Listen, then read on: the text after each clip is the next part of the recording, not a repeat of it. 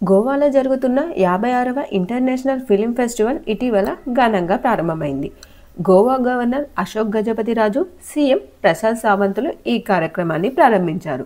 November 20 నుండి 28 వరకు జరగనున్న గోవా ఫిలిం ఫెస్టివల్లో దేశ విదేశాలకు సంబంధించిన నటీమణులు, సాంకేతిక నిపుణులు, దర్శక నిర్మాతలు పాల్గొననున్నారు. ఈ కార్యక్రమంలో నందమూరి బాలకృష్ణ గారు కూడా పాల్గొన్నారు.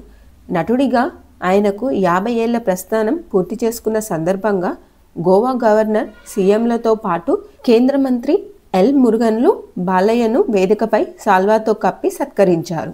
సన్మాన అనంతరం బాలకృష్ణ మాట్లాడుతూ తన 50 ఏళ్ల సినీ ప్రస్థానాన్ని గుర్తు చేసుకుంటూ చిత్ర పరిశ్రమలో టెక్నాలజీ డామినేషన్ గురించి వ్యాఖ్యానించారు.